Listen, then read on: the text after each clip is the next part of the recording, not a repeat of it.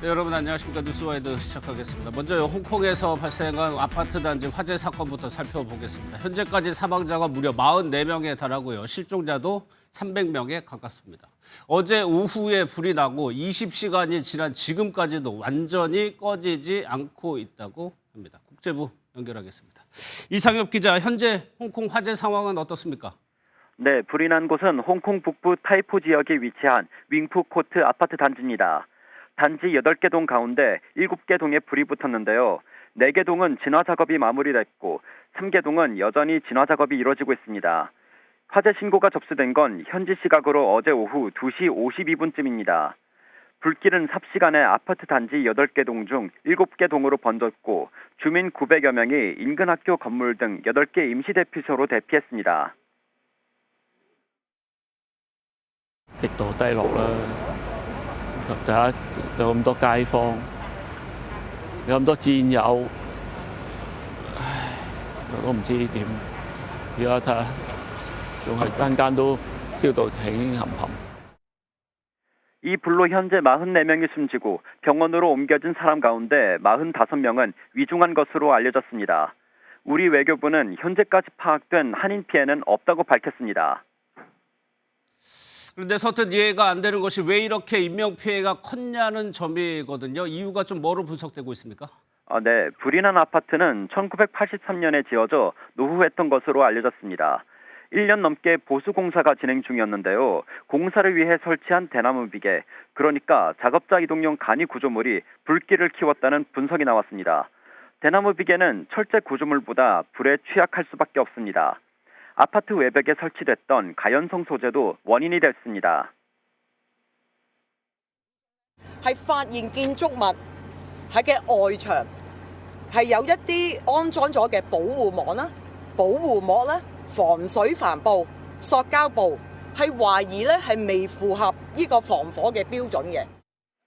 이른바 닭장 구조로 불리는 홍콩 특유의 밀집형 아파트 구조도 화를 키웠습니다.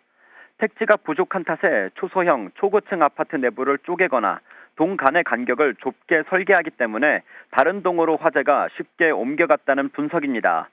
여기에 화재 경보기가 울리지 않았다는 진술이 나오는 등 제대로 조치가 이뤄지지 않았다는 목소리도 나오고 있습니다.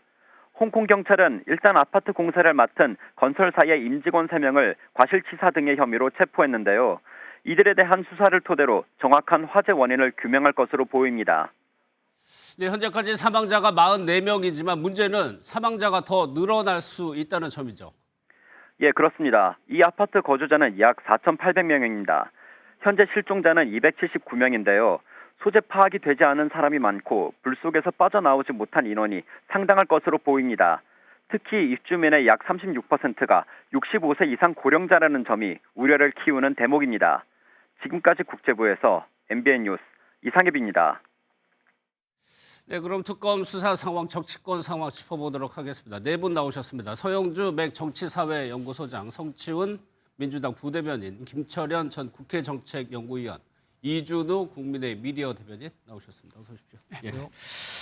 어제 저희가 김건희 여사가 박성재 전 법무부 장관에게 보냈다는 메시지 내용을 전해드렸는데 추가적인 보도가 나오고 있습니다. 누구를 또 지칭을 했냐면 여기 보시면요. 김명수 전 대법원장 사건이 2년이 넘었는데 왜 방치되고 있느냐는 취지로 박성재 당시 법무부 장관에게 메시지를 보냈다는 겁니다. 글쎄요, 굉장히 구체적인 내용들이 더 나왔어요. 어제보다 더 구체적입니다. 그렇습니다. 그러니까 김건희 씨가 사실상 이 박성재 전 법무부 장관과 나눴던 이 메시지가요. 내용도 내용이지만 사실상 누가 옆에서 조력했느냐도 좀 들여다볼 필요가 있을 것 같아요. 김 여사를 누가 도와줬느냐? 그렇죠. 예. 왜 그러냐면 검찰 행정을 너무 속속들이 하는 문자 내용입니다. 예를 들면 대검, 그다음에 법무부 감찰국장의 역할, 그리고 지금 본인에 대한 수사팀에 대한 구성이 어떻게 되는지 예.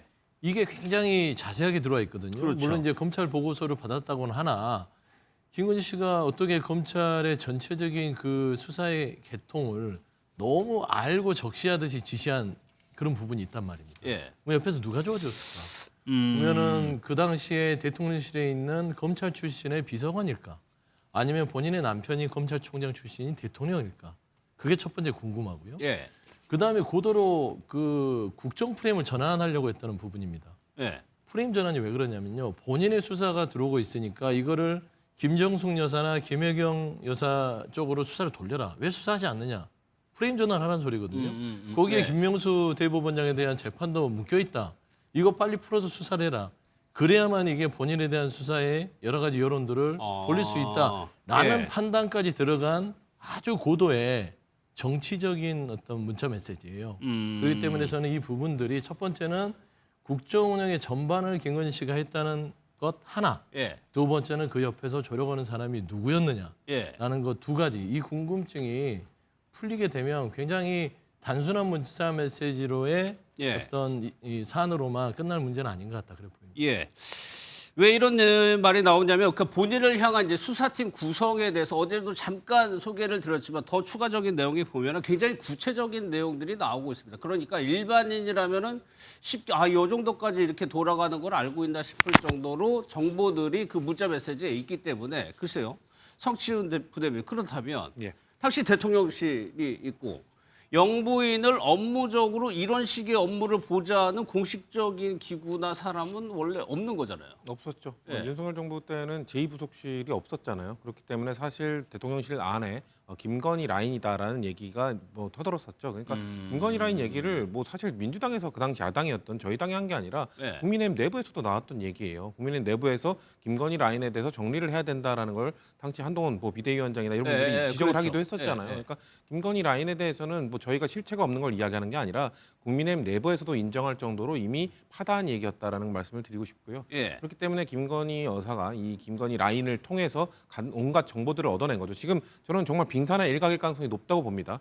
왜냐하면은 그 이런 사법과 관련된 것만 정보를 얻었을까? 다른 국정에 대해서는 영향력을 끼치지 않았을까? 그렇게 사실 추정할 수 지금까지 있죠. 드러난 것만 예. 의혹만 보더라도 명태균 씨는 이제 공천에 개입을 한 것이고요.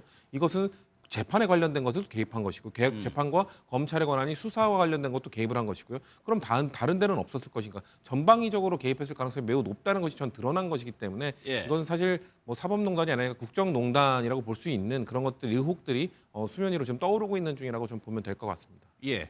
그렇다면 왜 김명수 전 대법원장을 꼭 집어서 얘기를 했을까? 무슨 문 전 대통령 부부하고 무슨 악연이 있길래 김명수 대법원장이 얘기했을까요? 과거 영상을 한번 좀. 선거인의 정확한 판단을 거르칠 정도로 의도적으로 사실을 왜곡한 것이 아닌 한 일부 부정확 또는 다소 과장되었거나 다의적으로 해석될 여지가 있는 경우에도 허위사실 공표 행위로 평가되어서는 안 됩니다. 유죄 부분을 파기하고 이 부분 사건을 수원고등법원에 환송합니다. 명단을 불러드리겠습니다. 그 체포 대상자인데 이분 홍 차장이 기억하는 순서입니다. 이재명, 우원식, 한동훈, 김민석, 박찬대, 정청래, 조국, 김어준, 김명수 전 대법관, 김민웅.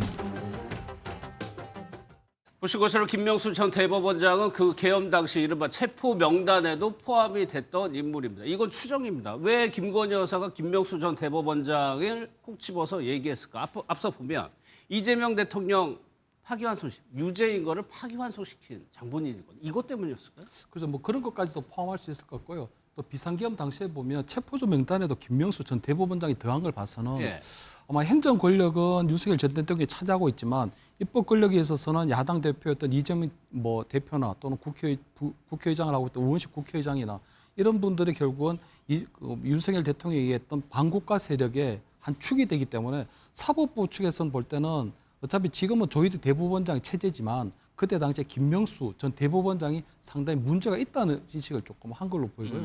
저는 전체적인 과정에 좀 문제가 있는 건 예. 박성재 법무부 장관 저는 윤석열 대통령의 부인에 대한 예우는 할 수 있다고 보이거든요. 하지만 김건희 여사 굉장히 구체적인 지시를 문자로까지 하게 되면 예. 그 부분에 있어서는 굉장히 그 부분을 조금 막아야 되는데 저는 박성재 장관이 처음 장관이 되고 난 이후에 김건희 여사로부터 왔을 때 첫 문자가 굉장히 난감했을 걸로 보이거든요. 처음에 받았을 문자. 박성재 장관이 갑자기 영부인으로부터 문자가 왔다면 그 문자에 대해서 도대체 어떻게 할 것인지에 대해서 아마 저는 다른 장관이라든가 또는 비서실장이라든가 이런 분들한테 물어봤을 것 같거든요. 그런데 그게 아마 영부인이 보내는 문자에 대해서는 어떤 형태로든지 조금 대응을 하는 것이 좋겠다.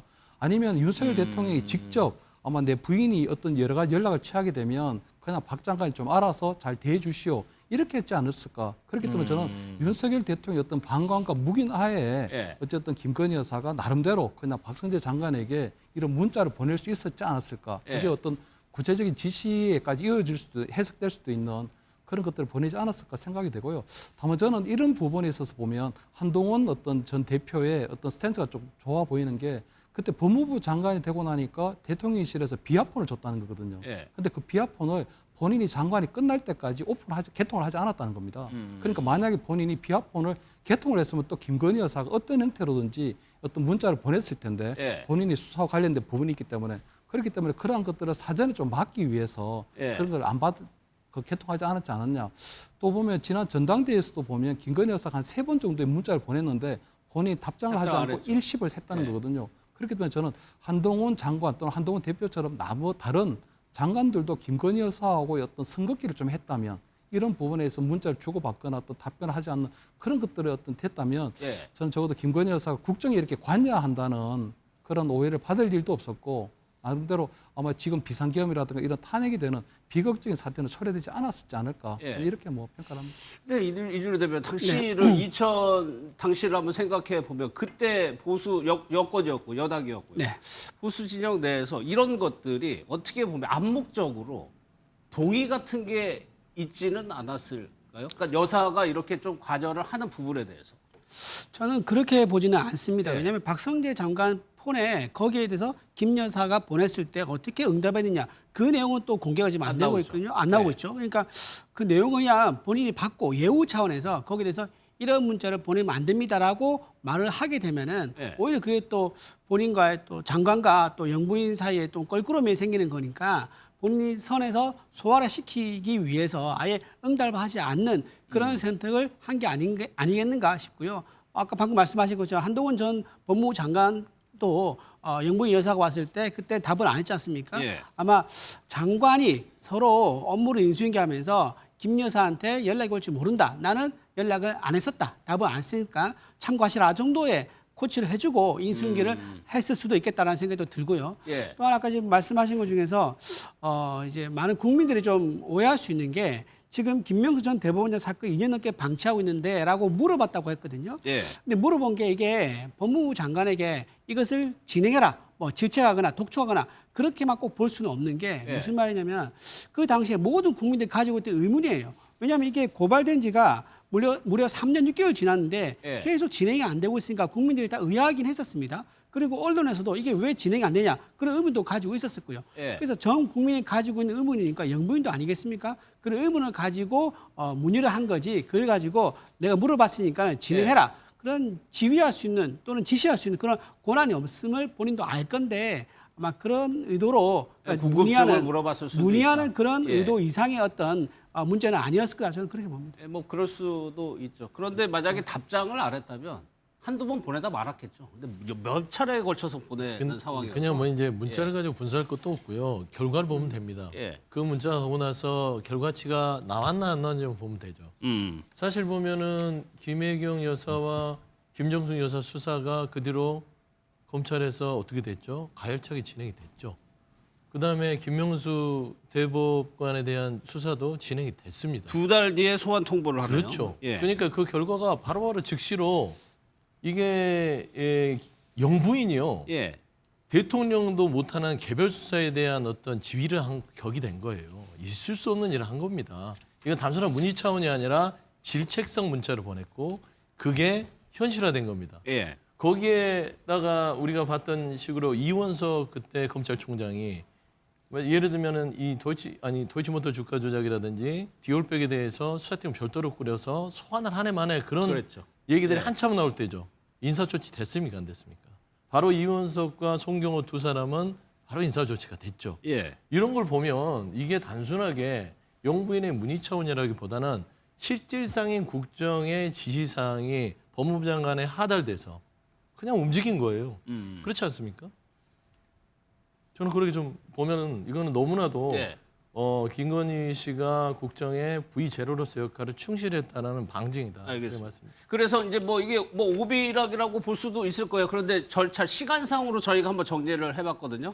저 문자 메시지를 보는 게 5월 15일입니다. 소환 통보를 한 게 말씀드린 대로 7월이고요. 8월에 비공개로 소환을 합니다. 김명수 전 대법원장의 고발 사건은 3년 6개월 만에 그래서 조사에 착수하게 됩니다. 이 사이에서 인과관계가 무엇이 있느냐 아직까지는 정확히 모르지만 무언가 있을 거라고 지금 특검에서는 보고 있는 상황이에요. 다음 문자 메시지 한번 보면요. 본인의 수사와 관련해서도 박성재 장관에게 여러 가지를 문의를 하는데 이번에는 좀 특이한 문자들이 있던데 보완이 필요하다. 여기요. 검찰 상황을 분석하는데 이 보완요라고 돼 있는 부분. 보완이 필요하다는 취지인 것 같아요. 그리고 확인이 필요하다라고 얘기를 합니다. 성심 부대변인, 만약에요, 이 보낸 사람을 가리고 저 문자만 이렇게 보여준다고 하면은 일반 업무 지시로 해석이 될 수도 있을 것 같아요. 근데 업무 지시를 저렇게 하면 안 되죠. 업무망을 통해서 기록을 남겨서 해야 되는 예. 거죠. 업무 지시라 하더라도 검찰 내부에 있는 아니면 사법부 내부에 있는 사람이라 하더라도 법무부 장관과 저런 식으로 뭔가 보완 문서를 주고받는다. 보완을 해야 된다. 확인을 필요해야 된다라는 얘기를 저렇게 텔레그램을 통해서 한다. 매우 부적절한 행위인 거죠. 저건 무언가에 대해서 보완이 필요하다는 그렇죠. 얘기죠. 그렇죠. 그러니까 뭔가 예. 이거 보완 유지하라. 그러니까 저게 어떻게 영부인의 입에서 나올 수 있는 얘기인지. 예. 그러니까 저는 그럼 보완이란 거는 그 정부에서 다루는 보완 문서를 그럼 김건희 씨는 어디서 얻어낸 건지. 그걸 또 아마 그래서 아까 소장님이 말씀하신 것처럼 김건희 씨는 대체 누구의 도움을 받아서 저런 문서도 취득하고 그거를 법무부 장관에 전달을 하고 본인의 의견을 덧붙여서 얘기하고 그런 것들이 실제 행동으로 이어지고 이런 것들이 다 그냥 일맥상통하고 있지 않습니까? 그렇기 예. 때문에 단순히 그냥 의견만 전달했다. 궁금증을 해소하기 위해서 봤다기보다는 훨씬 더 많은 권한을 갖고 많은 정보를 갖고 사실상 법무부 장관에게 업무 지시로 좀 보여집니다. 저걸 해석하기 나름이라고 할 수 있겠습니다만 예. 저거를 아까 말씀하신 것처럼 이름을 가리고 보면 김건희라는 이름을 가리고 보면 저건 그 사실상 업무 지시 아닙니까? 이거 확인 필요함, 확인해보라는 얘기 아닙니까? 예. 이거 괜찮은지 알아보라 함, 이거 알아보라는 얘기 아닙니까? 법무부 장관에게 그런 지시를 내릴 수 있는 권한은 대통령밖에 없습니다. 대통령도 사적인 이 재판에 대해서 본인과 관련된 재판에 대해서는 지시를 내릴 수 없음에도 불구하고 김건희 씨는 본인과 관련된 재판뿐만 아니라 본인이 그냥 관심 갖고 있는 그냥 궁금한 것들 그런 거 전부 다 지시를 내렸다는 걸로 좀 볼 수 있기 때문에 이건 국정농단인 거죠. 예. 그러니까 저런 만약에 공용 문서를 작성하고 보고를 하죠. 네. 뭐 상황 보고라는 거 하는데 그거를 같이 공유를 했거나 아니면 별도로 김 여사에게 이거를 전달하는 뭐 팀이나 인원이 있었거나. 팀이 있다고 볼 수밖에 없죠. 제가 앞서 얘기했듯이 검찰의 수사에 구성하는 그런 내밀한 예. 구조를 그러니까 검찰에 최소한 10년에서 20년 이상 근무한 사람이 옆에서 조력을 해줬을 가능성이 크다라는 예. 것이기 때문에 문자 메시지를 대신 써줬을 수도 있고요. 옆에서 오늘 말하는 대로 이거 궁금해요 하면은 이거를 검찰의 어떤 업무 지시를 하듯이 예. 그리고 국무위원에게 업무 지시하듯이 이 문자 메시지를 대신 보내줬을 가능성이 농후합니다. 하지만 중요한 것은 그 의도가 누구한테 나왔냐는 김건희라는 거죠. 그는 대통령의 배우자이지 이런 공적 영역에 이러한 지시를 할 수 있는 권한이 없습니다. 예. 성치훈 부대변인이 얘기한 대로 이건 국정농단에 준한 사항이기 때문에 이거는 별도로 심도 깊은 조사가 필요한 사안이다. 예. 이게 그냥 허투루 그냥 박성재 법무장관에게 이런 부적절한 문자를 보냈다라고 끝낼 수 있는 사항은 아니다라고 보는 것이죠. 예. 그러면 이게 5월 15일에 이렇게 많은 양의 문자를 보냈단 말이에요. 그렇다면 이제 문제는 이 전후에 뭐 10월까지도 뭐 보냈단 말이에요. 그 사이에 더 있느냐? 아니면 또 하나는 법무부 장관, 법무부에만 이런 문자를 보냈을까 하는 부분에 의문이 좀 남거든요. 그렇습니다. 제가 볼 때는 지금 계속적으로 문자가 나오는 걸 봐서는 다양하게 지금 국정에 조금 관여하려고 했던 걸로 보이는 거거든요. 예. 방금 얘기하신 것처럼 뭐 국정농단에까지 이르렀는지 모르지만 어쨌든 그 김건희 여사가 상당히 조금 호가호위하고 좀 대통령 놀이를 좋아했던 것 같다는 느낌이 들거든요. 왜냐하면 어떤 점을요? 왜냐하면 법무부 장관한테 저렇게 보내지 않더라도 퇴근하는 남편에게 여러 가지 사항에 대해서 궁금한 거 물어보면 그냥 네. 대통령이 바로 그 자리에서 박성재 법무부 장관에게 방금 얘기하는 여러 가지 김창진 1차장이 특별수사팀을 구성한다고 하는데 이 내용에 대해서 어떤 거냐 알아보고 나한테 보고해라 하면 다 끝나는 사항인데 예. 굳이 김건희 여사가 별도로 법무부 장관에게 이런 문자를 보낼 이유가 전혀 없는 거거든요. 그렇죠. 그렇다면 저는 아마 저런 마포대교에 가서 어쨌든 뭐 자살 방지하는 그런 캠페인을 한다든가 또는 뭐 창덕궁에 가서 의자에 앉아본다든가 여러 가지 것들을 보면서 예. 결국은 대통령 권력에 기대서 본인도 상당히 좀 대통령 어떤 권력을 즐기는 또는 호가호위하는 그런 부분들이 많지 않았을까 이런 생각이 들고요. 저는 박성재 법무부 장관에게도 저런 문자를 보냈다면 저는 문화체육부 장관이라든가 다른 장관들에게도 상당히 본인의 관심 사안에 대해서 직접적으로 물어보고 어떤 뭐 지시라고도 해당될 수 있는 그런 것들을 많이 했지 않을까 하는 이런 예. 생각은 들거든요. 그 때문에 아마 지금 김건희 여사 특검이 원래 수사 범위 안에는 들어가지 않지만 이 부분에 있어서 아마 이번에부터는 뭐 김건희 특검에서 좀 관심을 갖고 이 부분에 대한 수사도 조금 착수하게 되지 않을까 이렇게 예. 전망이 됩니다. 10월에 박성재 전 장관에게 보냈다는 거는 SNS 게시글을 링크해서 전달을 했다는 거네요. 그런데 이 내용이 윤상현 의원의 SNS 글을 링크해서 보냈다는 건데 이 내용을 보면은 어떤 내용이 나오냐면 김건희 여사를 악마화하는 작업에 부화내동하고 있다는 표현이 나옵니다. 그러니까 본인과 관련된 청취자분들 본인과 네. 관련된 내용을 윤상현 의원이 쓴 부정적인 내용을 보내준 거예요. 그렇죠.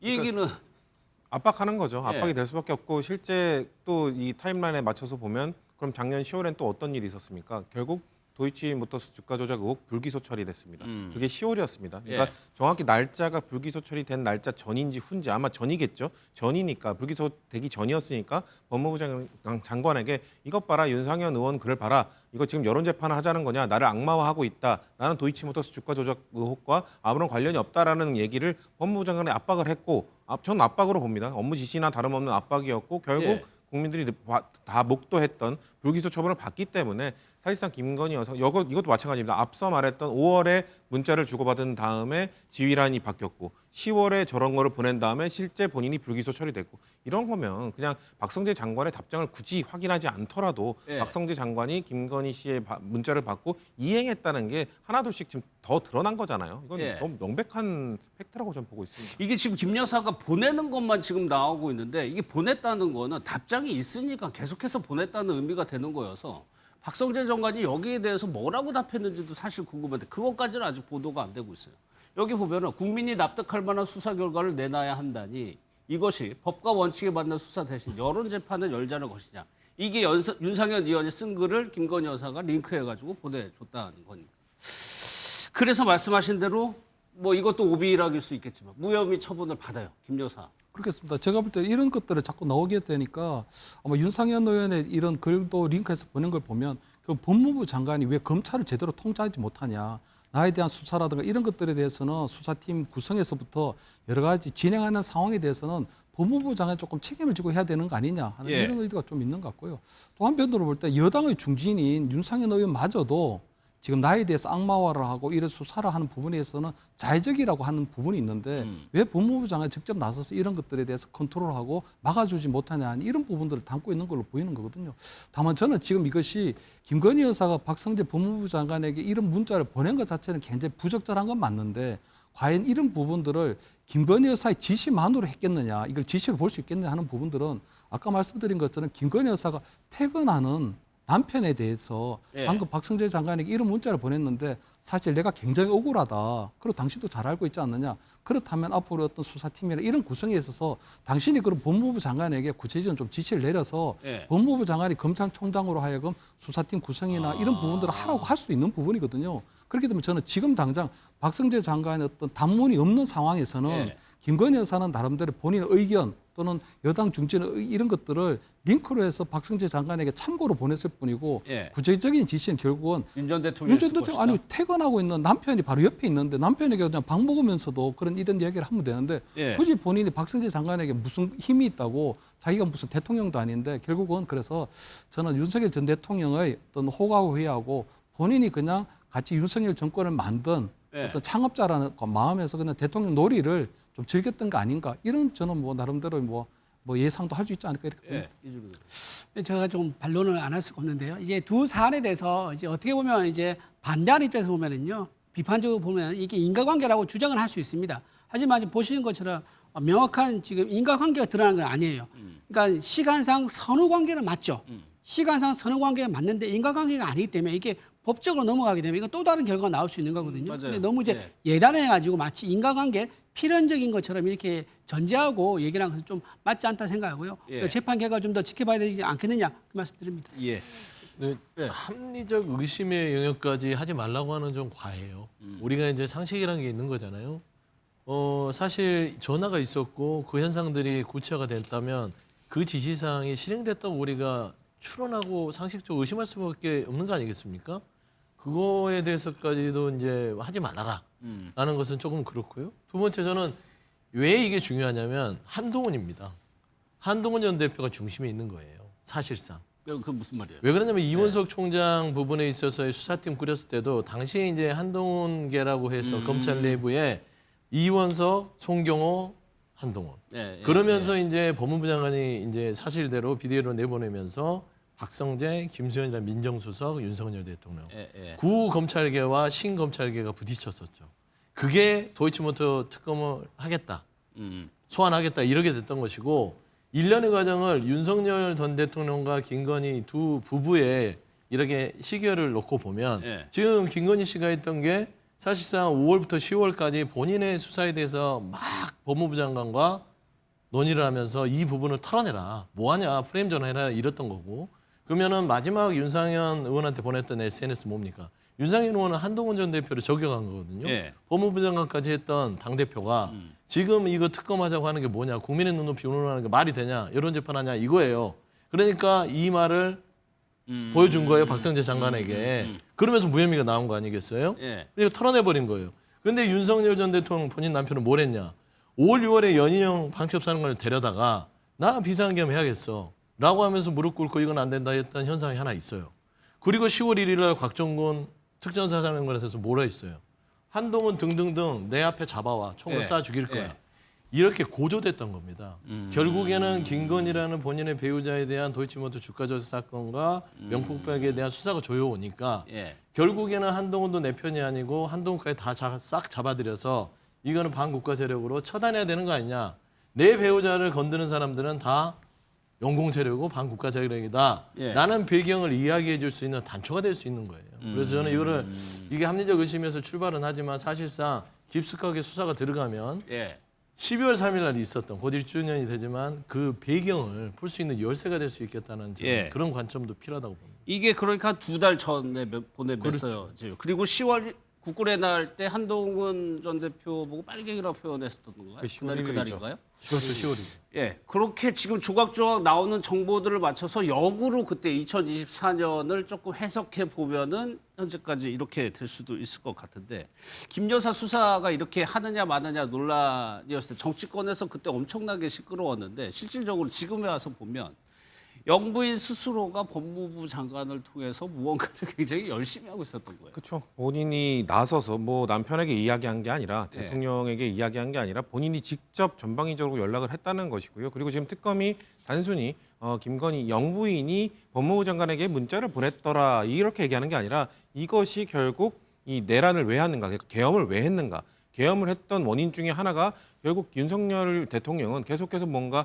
본인 와이프, 그러니까 영부인 김건희 씨의 수사를 막기 위해 전방위적으로 노력을 하다가 그게 뭐 안 될 것 같으니까 예. 12월 2일 날 그 명태균 씨가 변호인을 통해서 황금폰을 공개할 수도 있다라고 얘기하면서 그건 막을 수 없는 상황이었잖아요. 그런 다음에 12월 3일 이 비상계엄까지 간 거 아니겠습니까? 그렇기 때문에 특검에서 보는 거는 단순히 영부인이 본인 재판 막으려고 노력을 했다는 그걸 넘어서서 그걸 하다가 안 되니까 결국 계엄까지 갔다라는 이 빌드업을 하고 있는 것이기 때문에 예. 단순히 그냥 법무부 장관에게 영부인이 문자를 보냈다고 볼 것이 아니라 이 전체 그림이 결국 계엄으로 이어졌던 것이다. 예. 내란으로 이어졌던 것이다. 이렇게 이해하면 될 것 같습니다. 그게 내란 특검에서 지금 보고 있는 예. 김병원이죠. 근데 이제 김건희 여사와 관련된 사건을 막기 위해서 비상계엄을 선포했다. 이거는요 좀 더 구체적인 증거가 나와야 되고 이거는 너무 좀 상상력을 발휘한 억지라는 느낌을 지울 수가 없습니다. 왜냐하면 비상계엄을 선포할 때 뭐라고 했습니까? 정부 기능 마비에 대해서 내가 국정 운영하고 있기 때문에 나의 국민에 부여한 나의 국정 운영권을 되찾아야겠다라고 얘기를 했단 말이에요. 예. 그러니까 29번의 탄핵이 있었었고요. 그다음에 예산도 뭐 삭감 정도가 그냥 뭐 절반이 아니라 아예 제로로 만들어버리는 이런 사건까지 있었지 않습니까? 정부 기능이 사실상 마비된 것에 대해서 대통령으로서 비상 대권을 선택할 수밖에 없었다라는 설명했었기 때문에 예. 오히려 거대 의석을 가진 민주당에 대해서 정부 기능 마비에 대한 책임을 묻는 것 이것을 먼저 따져야지 예. 단순히 뒤에 있는 아주 뭐 호기심을 자극하고 아주 뭐 좀 자극적인 그런 내용으로 이제 김건희 여사 때문에 무슨 이제 부인을 지키기 위해서 비상계엄이라는 엄청난 선택을 했다는 식으로 몰아간 것은 좀 억지다 말씀드립니다. 예. 윤 전 대통령이 밝힌 부분이죠. 그것이 진짜 맞느냐, 실체적 진실을 한번 찾아보겠다는 얘기인 것 같습니다. 이런 상황에서 만약에 김 여사의 이런 것들을 가장 잘 아는 사람이 아마 유경옥 전 행정관입니다. 재판에 안 나오다가 어제요 마지막 증인신문에 출석을 했는데 글쎄요 김 여사에게 불리한 것 같기도 한데 또 결정적인 증언은 하지 않은 것 같기도 하고 일단은 그 샤넬백 관련해가지고 본인이 그거를 전달받아서 김 여사가 실제로 착용하는 것까지 봤다. 당시 상황을 일단 구체적으로는 얘기를 했어요. 그러니까 두 가지 측면이 있을 것 같아요. 첫 번째는 더 이상 우길 수 없는 상황이 됐기 때문에 옆에 있는 최측근이 입에 자물쇠를 채우기가 쉽지 않다. 이거는 사실대로 얘기할 수밖에 없고 잘못되다간 본인이 위증죄로 처벌을 받겠다는 거죠. 예. 그렇기 때문에 내가 위증 조사를 당했습니다. 라고 얘기하는 거예요. 김건희 씨가 나에게 이거를 본인이 아닌 건진법사의 부탁을 받고 했다고 얘기해 주세요라고 했다고 진술을 한 거 아니에요. 유경호 그렇죠. 행정관이. 예. 결국에는 이거는 저는 시킨 대로 했을 뿐이지 거짓을 한 건 아닙니다. 위증 조사를 당했습니다. 이거고. 두 번째는 이제는 각자 도생입니다. 아무리 봐도 김건희 씨를 지켜줘봤자 본인 인생이 완전히 망가지게 생겼거든요. 예. 이젠 나라도 살아야겠다. 더 이상 이 사람에게 희망이 없고 사실상 나에게조차도 뭔가를 숨기는 게 있었구나. 라는 인간적인 배신감과 계산이 들어갔을 수 있죠. 예. 그렇기 때문에 저는 두 번째의 생각으로 유경옥 전 행정관 입을 열기 시작하면 이제 판도라의 상자가 열리기 시작했다. 가장 많은 걸 알고 있고 예. 아주 세밀한 걸 알기 때문에 사람이 한 번 입을 열기 시작하면 한 번이 어렵지 두 번, 세 번 모든 게 다 나오게 돼 있습니다. 그래서 저는 이 유경옥 전 행정관의 입이 열리기 시작했다는 점에서 굉장히 우리가 모르는 많은 김건희 씨의 여러 가지 비밀들이 그렇겠죠. 쏟아져 나올 것 같다는 생각도 있습니다. 예. 또 하나 이제 전성배 씨하고 똑같은 주장을 한 것이 뭐냐면 김 여사가 부탁을 했다는 거예요. 그래서 허위 진술을 했다는 건데 이거는 두 사람이 공통적 얘기를 하고 있습니다. 그러니까 이제 본인이 제가 볼 때는 실토를 하긴 했는데 예. 그 전에 보면은 김건희 여사 측에서 샤넬백을 받았다고 먼저 얘기를 했거든요. 예. 그러니까 보석을 받기 위해서 샤넬백을 받았다고 해버렸기 때문에 사실 유경옥 전 행정관이 본인이 샤넬백을 전달하지 않았다고 하는 부분들이 거짓 진술이 된 부분이 있어서 저는 아마 유경옥 전 행정관 입장에서 볼 때는 본인이 내용물도 모르는 상태에서 건진법사의 처남에게 받아서 나는 단순하게 전달했을 뿐이다. 그래서 예. 나는 단순 전달자고 두 번째는 본인이 어쨌든 뭐 이 김건희 여사가 받았다고 했기 때문에 본인이 어쨌든 그런 거짓 진술을 의뢰 받아서 거짓 진술을 하라고 했기 때문에 본인이 그렇게 거짓말을 할 수밖에 없었다. 그런 부분들을 좀 정상 참작해 달라는 얘기는 있는 거거든요. 다만 저는 아직까지는 김건희 여사 측을 완전히 배신했다고 어기 어려운 게 보면 예.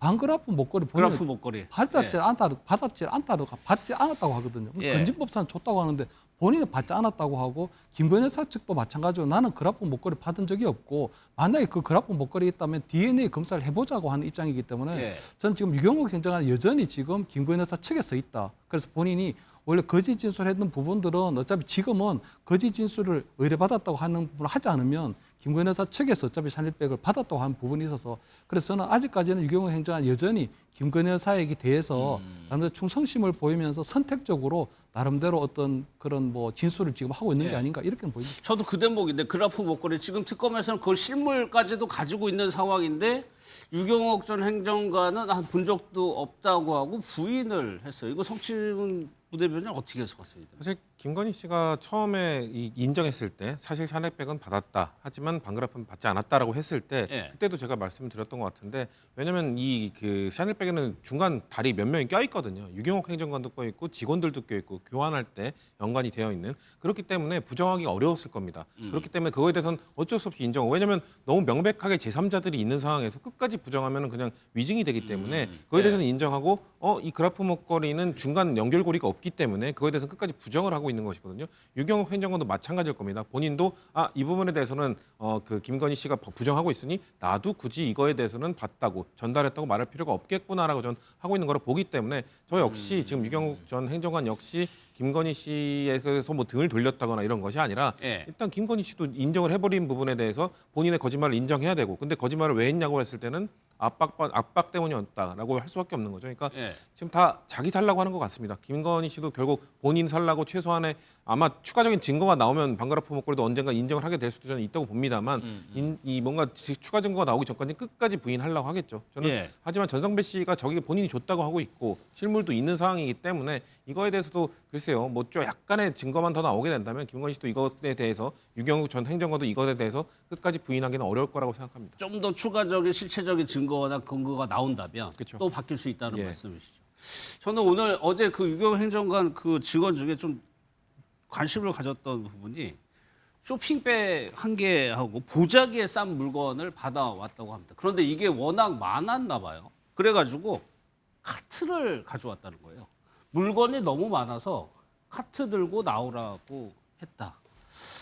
저 부분이 뭐 물론 뭐 이게 혐의하고 직접적인 관련은 없겠습니다만 저렇게 카트로 싣고 와서 무언가를 받아왔다는 점이 뭐 일반 대중들이 보기에 조금 놀라울 부분일 수도 있을 것 같아요. 그러니까 뭐 이게 처음은 아니었던 것 같고요. 카트를 매번 뭔가를 옮기는 데 썼을 게 당연한 듯. 그런 얘기가 좀 있는 것 같고 예. 보자기에 싼 물건, 과연 보자기에 싼 물건은 뭘까요? 저도 궁금한데 예. 물건을 많이 받는 게 사실 아주 최고의 권력자의 배우자로서 국민들 보기에 맞득지 않죠. 예. 보통 고위공직자나 그래도 좀 어느 정도의 직급에 있는 공무원들은요. 누가 찾아와서 본인 배우자에 뭘 하면 그 배우자들이 이거는 됐다고. 불안하죠. 본인 남편을 당연히. 위해서라도 이건 받지 않습니다. 예. 근데 이게 대수롭지 않게 아주 익숙하게 받았다는 거는 그냥 아주 익숙해져 있는 관행 같은 거였다라는 점을 엿볼 수 있어서요. 예. 우리가 이제 지금 드러난 것만 해도 샤넬백, 뭐 디올, 저도 뭐 했던 그 명품백들, 그 다음에 뭐 천혜향, 금고구북이, 뭐 말도 못하게 많잖아요. 예. 그러니까 그 외에도 그냥 인사치레로 하는 것들이 많았을 것이다. 예. 라고 좀 추측해 볼 만합니다. 제가 정확히 기억나진 않지만은 전성배 씨가 이제 뭔가를 전달하려고 했을 때 김건희 여사 측에서 어쩔 수 없이 하도 강권하던 식으로 해가지고 어쩔 수 없이 받았다는 취지로 해명한 걸로 그렇죠. 기억나거든요. 그렇죠. 끝까지 거부하려고 했으나 계속 강권했기 때문에 나갔다. 근데 강권했기 때문에 어쩔 수 없이 받으러 가는 사람이 카트를 끌고 가서 예. 그 다량의 물건을 받아오는 것이 국민적 눈높이에서 봤을 때 이게 납득할 만한 설명인가 어렵죠. 그러니까 그 어쩔 수 없이 받았다는 것도 사실 끝까지 거짓말하다가 이거를 끝까지 거짓말하기 어려운 상황이 되니까 이거 어쩔 수 없이 받았습니다라고 그냥 변명을 한 것이고요. 제가 아까 예. 말씀드린 것처럼 대체 얼마나 많이 받은 건지 가늠하기도 어렵습니다. 뭐 지금 계속해서 우리가 이 많은 국민들이 지금 명품 브랜드에 대해서 공부할 정도로 계속해서 새로운 브랜드가 나오고 있지 않습니까? 예. 그런 것들을 봤을 때 대체 김건희 씨가 여러 방위로 여러 방향에서 여러 사람에게 받은 물건이 범위가 어느까지인지 가늠하기 어렵다는 말씀드리고 싶습니다. 예. 그래가지고 어제 저희가 좀 잠깐 언급을 했습니다만 유경옥 전 행정관의 진술에 따라서 증언에 따라서 혹시 김건희 여사의 보석 결정이 아직 나오지 않고 있잖아요. 근데 또 김건희 여사가 부탁을 해가지고 내가 거짓으로 진술을 했다라고 증언을 해버리면 재판부 입장에서는 이 부분을 완전히 또 무시할 수 없을 것 같고. 그래서 제가 볼 때 가뜩이나 보석 결정하는 데 있어서 아마 굉장히 좀 어려운데 예. 이건 굉장히 뭐 결정적인 불리한 증언으로 좀 보이는 거고요. 저는 아마 카트로 옮겨갈 정도였다면 그게 아마 주상복 사저니까 서초동 사저에 있는 그 주상복합인가 거기 있는 카트를 이용했을 걸로 보이는 거거든요. 근데 문제가 뭐냐면 이 사저면은 그때 당시 벌써 대통령실에 경호 인력이 나와 있을 텐데 그 카트에 물건 들고 가면 보는 놈들이 굉장히 많을 거잖아요.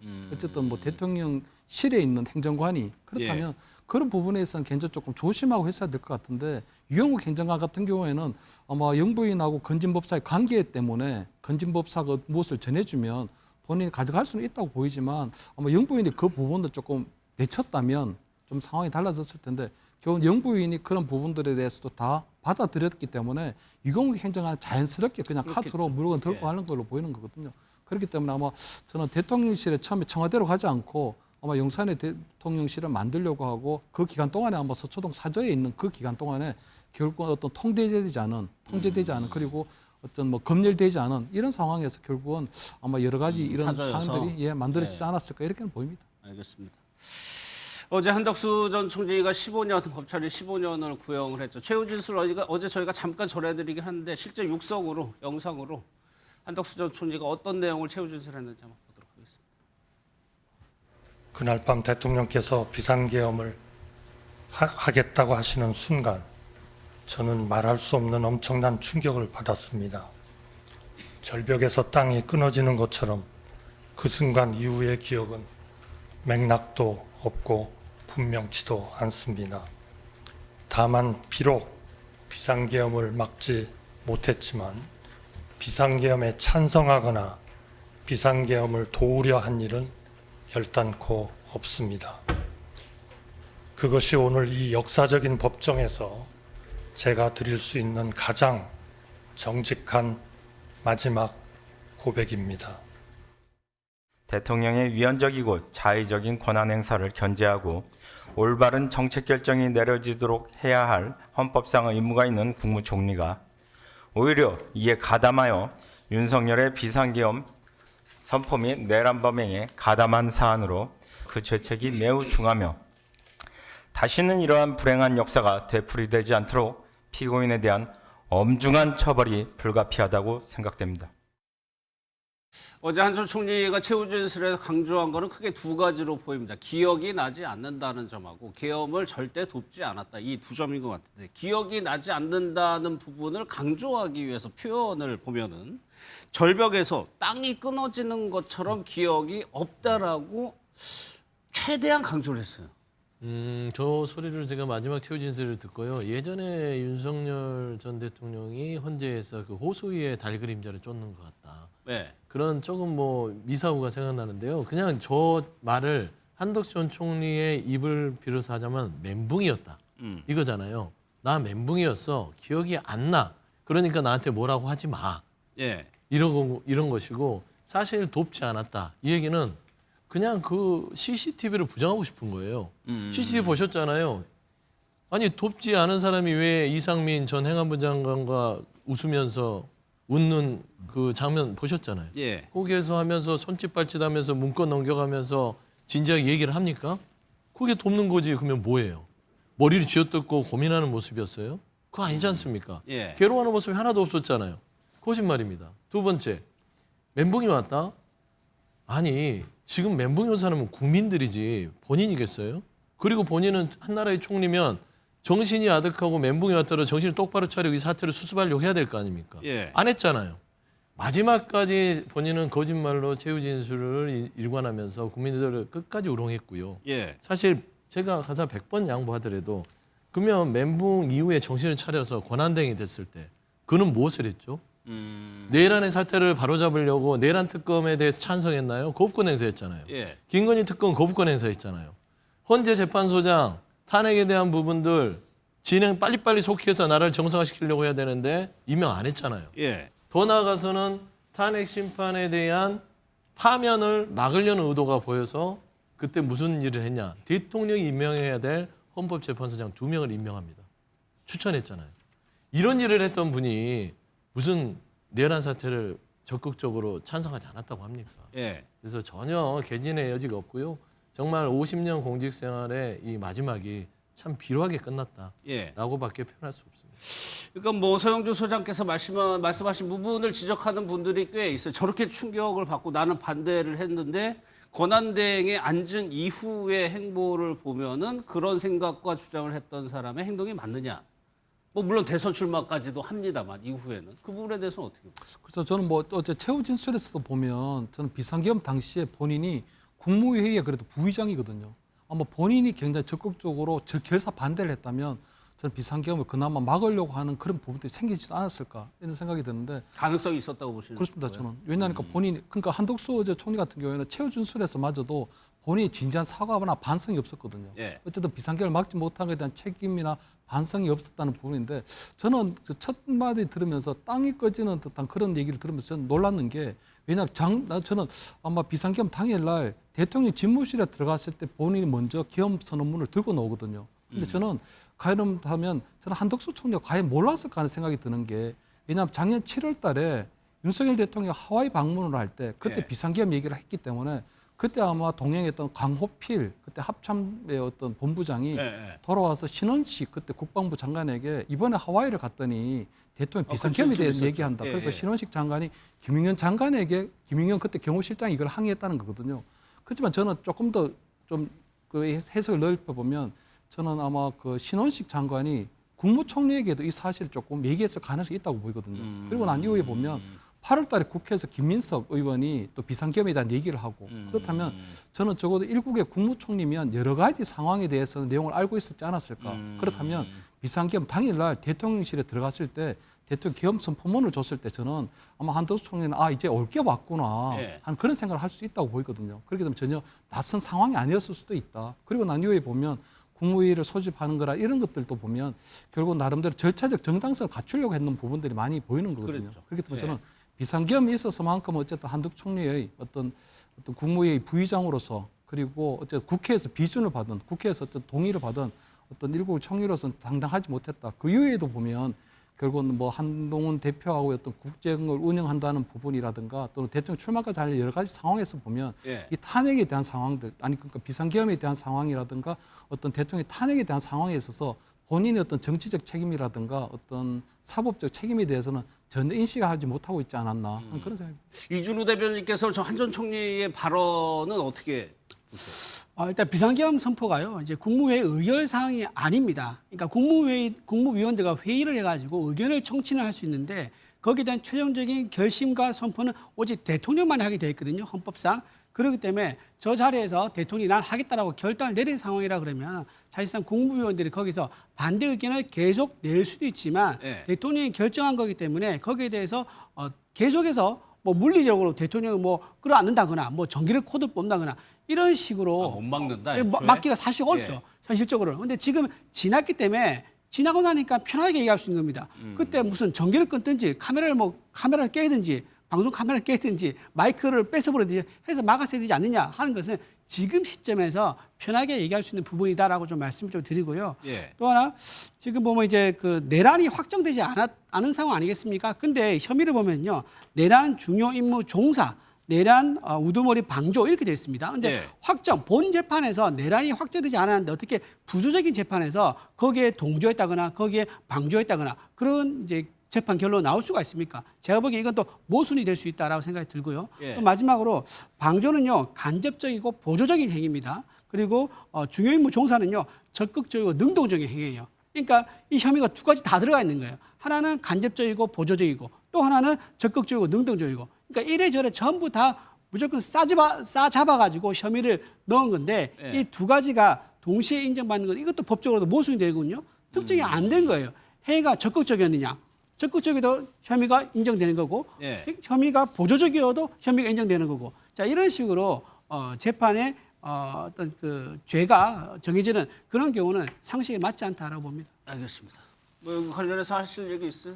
그래서 저는 한덕수 전 총리가 끝까지 비겁했다는 말씀을 드리고 싶고요. 아까 뭐 말씀하신 대로 그 정말 초유의 사태였기 때문에 당황할 수 있죠. 100번 양보해서 당황할 수 있습니다. 예. 하지만 그 이후에 보였던 행동 그리고 그 지금까지도 증언하고 있는 것들 그러면 솔직하게 이야기하면 됩니다. 근데 지금 거짓말을 한 이후에 만약에 저 CCTV가 공개되지 않았다면 끝까지 거짓말하지 않았을까요? 예. CCTV가 공개된 이후에 사실상 본인이 이 문건 봤다. 원래는 그 전까지만 하더라도 12월 3일 날 너무 정신없었고 그 다음 날 아침에 일어나 보니 양복 뒷주머니에 그 계엄 문건이 있었더라라고 거짓말했잖아요. CCTV 때문에 인정을 했습니다. 근데 마지막에 또 결국 얘기하는 게 뭡니까? CCTV 본인 나오지 않았냐? 그랬더니 난 기억이 나지 않지만 CCTV에 내가 있더라라는 국민들이 납득하기 어려운 끝까지 거짓말을 하는 것도 또 보여줬고요. 예. 그리고 또 결정적인 게 그냥 단순히 그날 당황스러웠고 그렇기 때문에 말리지 못했다.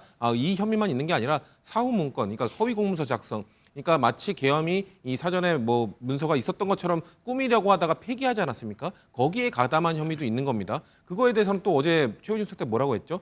박물관으로 가는 줄 알았다. 그 문서가. 네. 이런 좀 국민들이 납득하기 어려운, 이해하기 어려운 끝까지 거짓말했어요. 만약에 정말 그날 나는 당황스럽다는 말을 할 거면 그래도 최후 진술에서는 솔직하게 그 이후에 대해서는 이런 것들은 내가 그 이후에 잘못했고 이거를 인정했어야 되는데 그 기억이 나지 않는다라든지 국민들이 공감하기 어려운 내용들을 일관한 거는 저는 좀 끝까지 비겁한 모습이었다고 평가하고 예. 싶습니다. 당황해서 그렇다. 이 말이요. 뒤에도 나옵니다. 여인영 전 사령관도 당황해서 무언가를 합니다. 그 내용은 뒤에서 살펴보기로 하고. 그렇다면 이제 뭐 대행으로서 적극적인 권한을 행사한 걸 넘어서 아예 대권의 도전까지 했었죠. 그렇다면 뭐 복귀해 보자면 그때는 또 왜 그랬는지 또 한번 영상 보고 이야기 나눠보겠습니다. 여야 협의를 통한 국회 운영 등으로 경청과 타협, 합리와 조정이 뿌리내리기를 희망합니다. 정부가 먼저 몸을 낮추고 협조를 구하겠습니다. 여야가 합의하여 안을 제출하실 때까지 저는 헌법재판관 임명을 보류하겠습니다. 여야가 합의하여 안을 제출하시면 즉시 헌법재판관을 임명하겠습니다. 제21대 대한민국 대통령 선거 출마를 국민 여러분께 말씀드리고자 이 자리에 섰습니다. 여러분, 저도 호남 사람입니다. 서로 사랑해야 합니다. 겸허하게 수용하고 승복하겠습니다. 우리 한번 더 할게요. 네. 한덕수 전 총리의 정치 행보라고 할까요? 가장 기억에 남는 부분이 김문수 후보하고 국회 사랑제에서 단일화하자는 얘기를 그렇게 굉장히 적극적으로 얘기하는 모습이 내리에 남거든요. 근데 앞서 최후 진술의 내용과 그거를 연결시켜 보면 두 분께만 한번 여쭤볼게요. 한덕수 전 총리는 왜 정치권에 그렇게 적극적으로 뛰어들었어요? 본인이 내란 혐의로 지금 구형 15년을 받았잖아요. 그 자리에 서고 싶지 않아서죠. 예를 들어서 대선 후보가 되고 대선에서 만에 하나 뭐 그럴 일은 없었겠지만 대통령이 된다면 내란 행위를 지울 수 있잖아요. 대통령의 권한으로. 이거는 단순히 겁만 주려고 했다. 해프닝이었다 하면서 본인이 저질렀던 이 중차대한 본인이 말했잖아요. 땅에서 절벽으로 떨어지는 듯한 충격을 받을 만한 일이었다고요. 그런 일들을 막으려고 했던 마지막 자구책이었다. 두 번째는 대선에서 후보가 돼서 떨어지더라도 국민의힘의 당대표가 돼서 예를 들어서 지금의 재판을 받게 되면 이거는 야당 다르죠. 대표에 대한 탄압이다. 이거는 안 된다 하면서 또 다르게 대응할 수 있기 때문에 저는 마지막으로 본인이 국민들을 다 속였잖아요. 사실상 인지해서야 알지만 당시에 국민들한테는 나는 반대했다라고 하면서 권한대행까지 버젓이하면서 국민의힘의 대선 후보가 되려고 했던 겁니다. 그러고 보면 참 끔찍한 일이고 국민의힘 입장에서도 예를 들어 대선 후보로서 돼서 당대표가 됐다면 국민의힘이 과연 지금 현재도 상태가 안 좋지만 더 말하자면 정당으로서 존립하기가 쉽지 않죠. 그런 상황을 아마 고려한 자기 정치를 위한 자기 살 길을 찾기 위한 대선 후보 출마였다. 그러니까 한덕수 전 총리가 저때 선택할 수 있는 유일한 살길은 저거예요. 이 정치권에 뛰어들고. 그렇습니다. 성추 아니요 저는 한편으로 볼 때 이거 전 대권 욕심도 있었다고 보이거든요. 실제 욕심이 있었다. 실질적으로 저는 대권 욕심도 있었다고 보이는 게 김종인 위원장이 얘기하는 별의 순간이 본인에게도 왔다고 생각할 수도 있거든요. 왜냐하면 헌정사에서 어쨌든 두 번의 국무총리를 한 게 과거에 김종필 의원하고 두 번째 한덕수 총리밖에 없거든요. 그렇기 때문에 본인이 한번 헌정사에서 두 번의 총리를 한 번 하지만 대통령 한 번 하는 건 같지 않거든요. 그렇기 때문에 본인은 저는 대권 욕심도 있지 않았을까. 두 번째는 그때 국민의힘에서 어쨌든 계속적으로 주류가 친윤계였기 때문에 비록 윤석열 전 대통령은 탄핵당했지만 여전히 국민의힘 내부에서는 본인이 잘만 하면 이 친윤계가 밀어주면 대권 후보로 나갈 수도 있는 부분이었거든요. 특히 아마 김문수 후보 같은 경우에는 경선 과정에서 계속적으로 한덕수 후보와 한덕수 전 총리와 단일화하겠다고 했기 때문에 본인이 단일화가 되면 그때 당시에 탄핵 반대 여론하고 해서 잘하면 대선에서 아마 탄핵 대선을 하더라도 본인이 해볼 만하다 하는 생각도 했을 걸로 보이는 거거든요. 그렇게 되면 저는 여러 가지 부분에서 나중에 어떤 비상계엄에 대한 정치적 책임 또는 사법적 책임을 좀 피하려고 하는 그런 방법도 있었지만 저는 나름대로 두 번의 총리를 지내고 난 이후에 나오는 어떤 나름대로 저는 대권 욕심도 상당히 작용하지 않았을까 저는 그렇게 예상합니다. 알겠습니다. 이를 두고 홍준표 전 시장이 좀 평가한 것도 한번 살펴볼 텐데 이제 뭐 홍준표 전 시장이 보는 시각은 약간 다릅니다. 다른 타겟을 찾고 있는 겁니다. 이 부분이죠. 경선에 한덕수 총리를 끼워넣은 사람들을 누구였을까? 그러니까 이른바 윤핵관이라고 불렸던 주류들을 좀 비판하고 있는 것 같습니다. 그런데 이 부분이요. 한덕수 전 총리를 관료로서 높게 평가하는 분들이 꽤 있죠. 홍 전 시장도 마찬가지인 것 같은데 신중하고 사려 깊은 한 전 총리가 왜 터무니없는 꿈을 꾸었을까라는 의문을 던졌습니다. 성치훈 부대변인께서 보시기에는 그러면서 이제 홍 전 시장은 당시 본인이 경선 후보였으니까 굉장히 좀 억울한 게 지금도 좀 있는 것 같긴 하거든요. 그러니까 지금 이 와중에도 홍 전 시장님은 개인적 감정을 표출하고 계신 거 아닌가라는 생각이 듭니다. 그러니까 단순히 올해 있었던 이 국민의힘 경선뿐만 아니라 홍준표 전 시장은 22년 대선 때도 국민의힘 경선에 나와서 윤석열 당시 후보에게 졌잖아요. 예. 그때도 본인이 생각할 때는 내가 수십 년 동안 당을 지켰는데 이 친윤 세력들이 갑자기 윤석열이라는 사람을 데려와서 나를 몰아내고 그 사람을 후보로 추대했다 이렇게 생각하고 있는 것이거든요. 그런데 올해 있었던 그때도 또 한덕수 총리를 뭔가 밀려고 했던 그런 그 친윤들의 윤핵관들의 부적절한 행위를 지적하는 건 글쎄요 뭐 그럴 수 있다고 생각합니다만 예. 지금 재판에 대해서는 지금 구형 나온 거는 한덕수 전 총리의 잘못에 대해서 사법부가 그 준엄하게 좀 꾸짖으려고 하고 있는 거잖아요. 그럼 이 얘기에 집중해야 되는데 본인은 거기에 또 속해 있는 한덕수는 잘못이 없다. 한덕수보다 더 잘못한 사람들은 한덕수를 거기에 내보내려고 했던 윤핵관들이다. 이렇게 본인의 감정을 섞인 얘기들을 하고 있어요. 그래서 저는 홍준표 시장이 사실 잘한 게 하나도 없습니다. 잘한 거라고는 본인이 지금 국민의힘을 올해 대선 경선 진 다음에 뛰쳐나간 것, 그러니까 불타고 있는 배에서 뛰어내린 것 이거 하나밖에 없다고 보는데 마치 본인이 있었던 그 배에 불이 난 거에 대해서는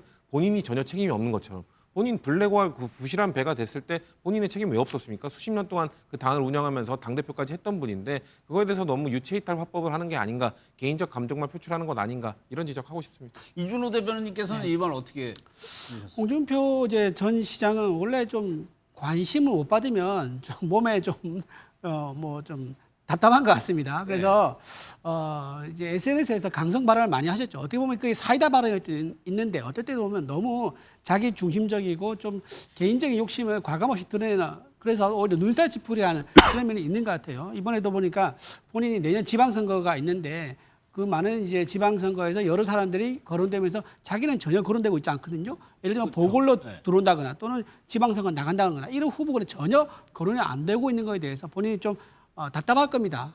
그리고 본인은 대선에 실제로 한번 출마한 적 있지 않습니까?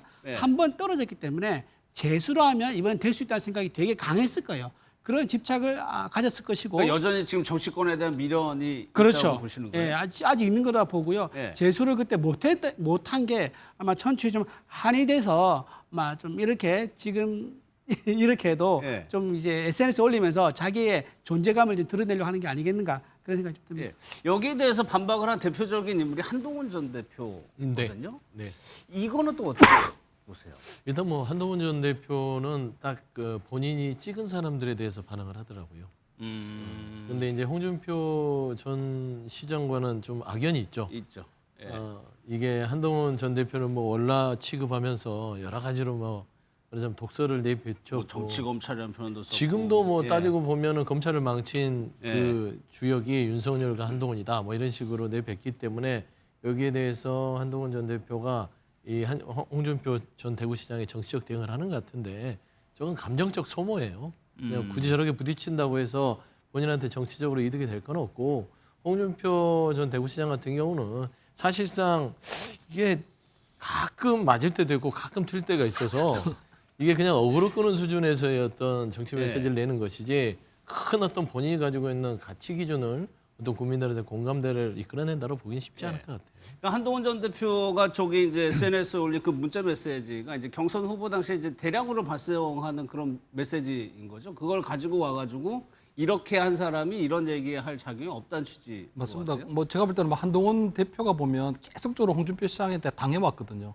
비대위원장 시절에도 그렇고 아마 대표 시절에도 보면 그 정치 초년생 취급받으면서 굉장히 뭐 정치 초보 뭐 이런 평가를 받았는데 지금 보면은 계기만 되면 한동훈 전 대표가 홍준표 시장에 대해서 이제 공격을 걸어가거든요. 그거는 보면 지난 대선 때 결국 홍준표 시장이 탈당을 하거든요. 탈당을 하고 하와이 가 있고 하와이 가 있는 동안에 보면 결국은 이재명 정부에서 어떤 초대 총리도 노린다는 그런 얘기도 있었기 때문에 이제는 홍준표 시장에 대해서 국민의힘 또는 보수 지지자들이 완전히 이제 민심이라든가 단심이 이제 돌아섰거든요. 지금이요? 그렇습니다. 그렇기 때문에 아마 한동훈 대표는 이제는 이제는 홍준표 시장한테 그동안 당해왔던 거를 충분히 이제는 되돌려 줘도 될 때다, 이제 갚아줘도 될 때다 하는 이런 뭐 생각을 하는 것 같고요. 예. 저는 뭐 이제 홍준표 시장이 한동훈 전 대표 이제는 싸움을 걸어와도 이제 응답을 안 하거든요. 이제는 한동훈 대표가 오히려 이제 우월적인 위치에서 오히려 이 홍준표 시장에 대해서 직격을 해도 예. 홍준표 시장이 이제는 한동훈 대표에 대해서는 아무런 이제 대꾸도 안 하고 있는 상황이기 때문에 예. 제가 볼 때는 지금 이제 홍준표 시장이 나름대로는 이제 한동훈 대표를 이제 피하려고 하는 게 아닌가 이런 생각이 듭니다.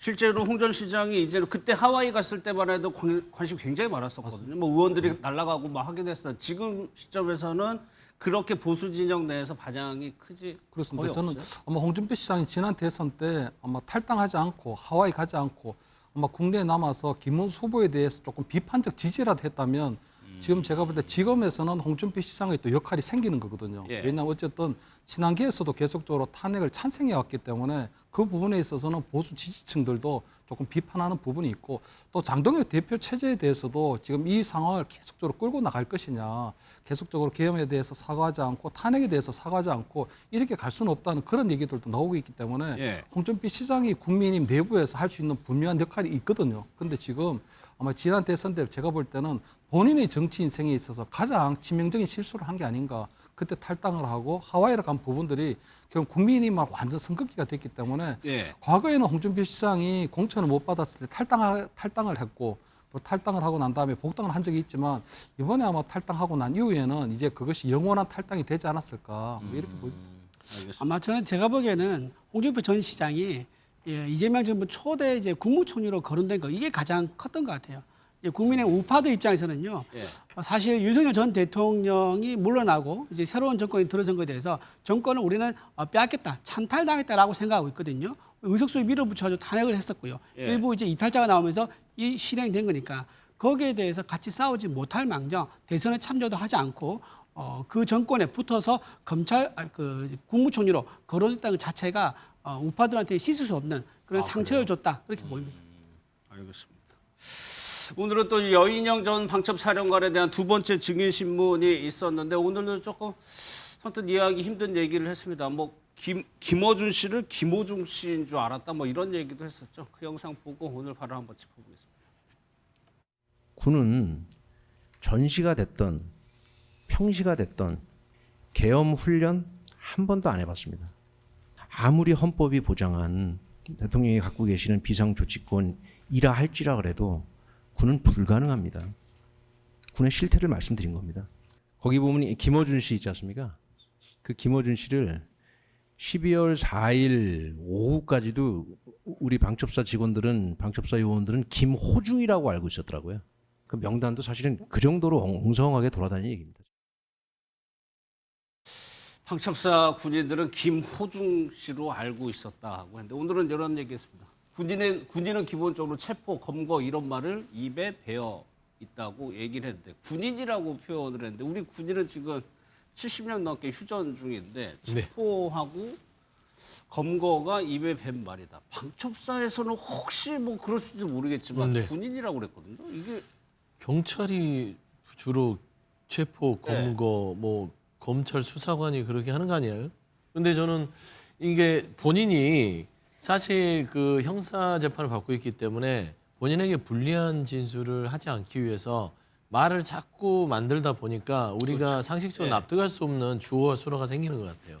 근데 이제 저희가 돌이켜 봤을 때 여인영 전 반첩사령관이 본인들은 계엄으로 훈련한 적도 없고 그렇기 때문에 계엄에 적극적으로 사전 모의를 할 수 없다 이렇게 얘기하는데 논리가 안 맞은 게 그날 밤 그러면은 방첩사에서 본인의 역할은 무엇이었고 그 다음에 이 군이 그 국회에 들어왔을 때 그 밑에 있는 이 수하들이 나눴던 카카오톡 내용이라든지 체포하려고 했던 대상들은 어디서 나왔는지 그리고 홍장원 1차장은 누구와 통화해서 그 체포자 명단을 받아 적었는지 여인영 방첩사령관이잖아요.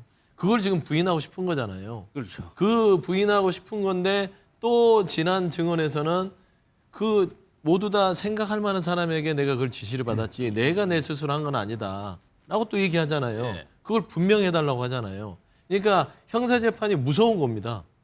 자기가 이 내란 주요 임무 종사자로서 아주 중형에 처해질까 봐 정말 떨고 있는 겁니다. 그러다 보니까 오늘 진술 자체도 예. 이게 맥락이 전혀 안 맞는 횡설수설에 대한 진술들이 이어지고 있어서 예. 저는 여인은 정 반첩사령관으로도 그래도 삼성 장군인데 좀 더 예. 군인답게 최소한 곽종군 특정사령관처럼 군인답게 진실을 이제 얘기해야 될 때가 되지 않았나 예. 싶습니다. 그러니까 체포나 검거라는 말이 입에 배어서 체포 대상자 명단이라는 말을 나도 모르게 했다고 얘기했거든요. 그러니까요. 아까 한덕수 전 총리는 본인이 CCTV에 있더라라고 얘기를 했는데 예. 본인도 모르게 체포 대상자 명단이라고 길어요, 말을 이 했더라. 말은 또. 그러니까 본인은 예. 기억이 안 난다는 거죠. 그러니까 습관적으로 입에 뱉말 이것도 설득력이 없고요. 아까 말한 우리가 영상을 봤던 뭐 갑자기 또 김호중 씨 얘기를 하는데요. 김호중 씨는 작년 5월에 이미 구속이 되셨습니다. 이미 이 음주운전 혐의로 구속돼 있는 사람인데 그런 사람을 잡으라고 하는 줄 알았다고 말하는 것 자체가 지금 이 계엄, 이 내란 혐의 재판에서 저렇게 뭐 마치 농담조로 할 얘기인가 너무 심각성을 인지하지 못하고 있는 것 같습니다. 그러니까 본인의 지금 아까 우리가 앞서 다뤘던 김건희 씨 얘기할 때도 그랬는데 예. 다 각자 도생입니다.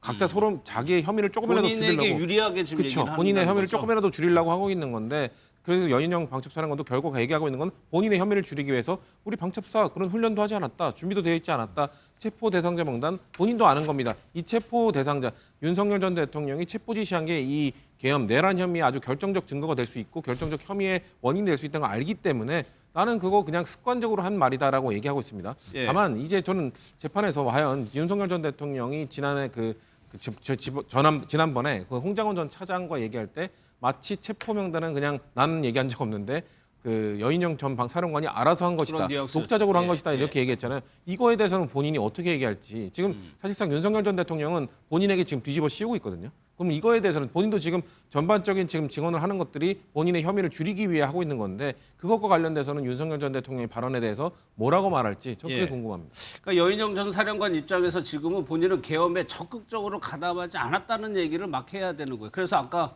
한덕수 전 총리도 당황해서 기억이 뭐 끊길 정도라고 했죠. 여 전 사령관은 뭐 100명을 지원을 요청을 했다는 것 같아요. 이것도 너무 당황해가지고 실수를 한 거라고 그랬어요. 그래서 제가 볼 때 전체적으로 지금 말이 조금 맥락이 전혀 안 맞고 있는 그런 상황이거든요. 예.